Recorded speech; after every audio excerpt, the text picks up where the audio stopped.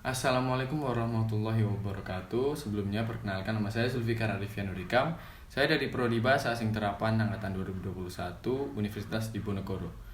Nah, pada kesempatan kali ini kita akan ngobrol-ngobrol santai lah ya, ditemani sama Pak Wiryono. Gimana Pak kabarnya? Alhamdulillah Mas, baik. Alhamdulillah kalau begitu Pak. Oh iya, beliau ini salah satu istilahnya seniman ya Pak, atau pengamat budaya di Brebes ya Pak? Sebenarnya saya orang biasa saja yang kebetulan suka seni dan budaya. Gitu sih Mas.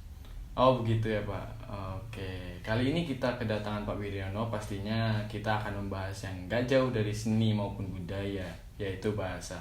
Lebih spesifiknya bahasa Ngapak. Nah, Pak, bagaimana sih asal-usul singkat bahasa Ngapak ini bisa tercipta? Ya mungkin dari yang saya ketahui asal-usul bahasa Ngapak itu berawal dari nenek moyang orang Banyumas yang berasal dari Kutai, Kalimantan Timur pada masa Prahindu. Nah, mereka ini pendatang dan pendatang dari Kutai ini mendarat ke tanah Jawa, tepatnya di Cirebon.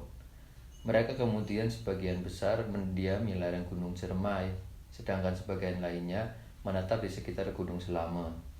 Pendatang yang mendiami daerah sekitar Gunung Ciremai berkembang menjadi peradaban Sunda, sedangkan yang berada di sekitar Gunung Slamet mendirikan kerajaan Galuh Purba.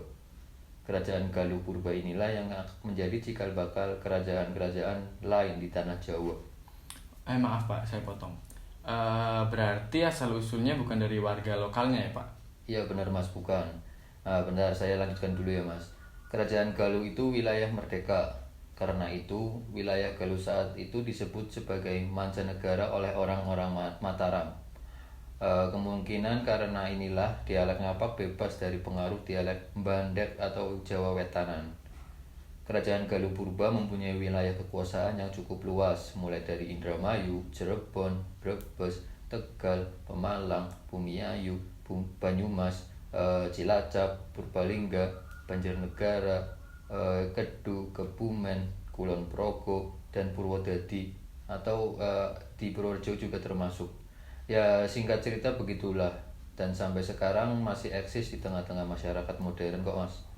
Oh alah, begitu ya Pak asal-usulnya. Ngomong-ngomong tentang masyarakat modern nih Pak, kan banyak nih anak-anak atau remaja yang terpengaruh oleh budaya luar nih Pak, kayak K-pop gitu misalnya. Nah, saya pernah dengar rumor-rumor bahwa memakai bahasa Ngapak itu dosa Pak. Nah, itu tanggapan Bapak bagaimana ya? Loh.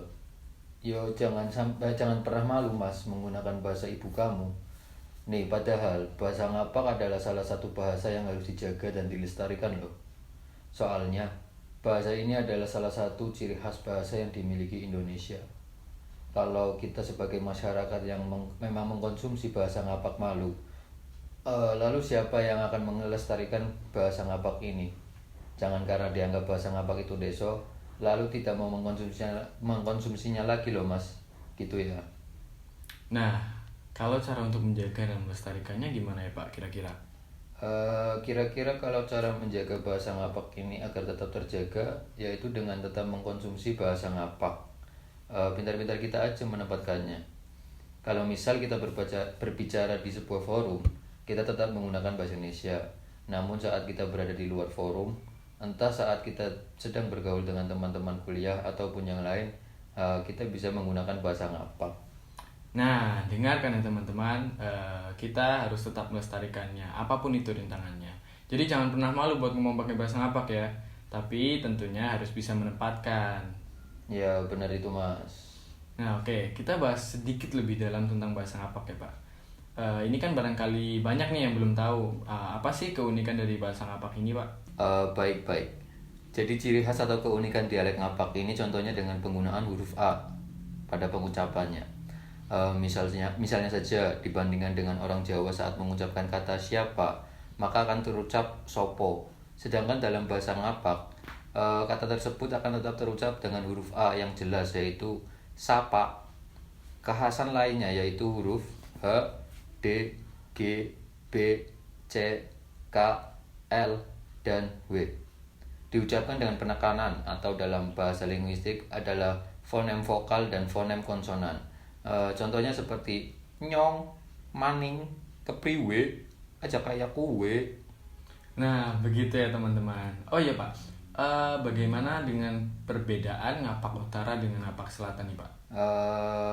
Jadi ada hal-hal berbeda dari bahasa Ngapak di selatan ya, atau area Banyumasan dengan yang ada di area Tegal Brebes. Jadi kalau saya menyebut kamu dalam bahasa Ngapak Banyumasan akan menjadi kowe atau ko. Sedangkan di daerah utara akan menggunakan kowen atau kon. Dalam tingkatan yang lebih ngapak, daerah Banyumasan biasanya juga kerap menyebut kamu dengan sebutan Rika. Sementara daerah Brebes yang berbatasan dengan Cirebon akan menggunakan istilah Sira. Di samping itu, selain nyong, orang-orang di perbatasan Brebes Cirebon menggunakan istilah isun untuk merujuk pada diri sendiri. Oh, oke oke. Ternyata sekalipun sama-sama beraksen Ngapak, tetap aja selalu ada yang berbeda ya Pak ya. Dan perlu dipahami pelan-pelan agar masing-masing pihak, baik yang dari utara maupun selatan, sama-sama mengerti dan nggak salah mengartikan satu sama lain. Bukan begitu Pak? Iya mas, betul sekali. Baik, sepertinya penjelasan dari Pak Wiryono sudah cukup jelas dan sangat mudah dipahami. Terima kasih banyak Pak atas waktunya untuk kita interview. Maaf apabila ada salah kata maupun perbuatan dari kami. Terima kasih sekali lagi Pak. Ya mas, sama-sama. Yang intinya tetap lestarikan bahasa Ngapak ya mas ya. Oh, nggih Pak, siap. Oke guys, kita pamit undur diri. Terima kasih. Wassalamualaikum warahmatullahi wabarakatuh.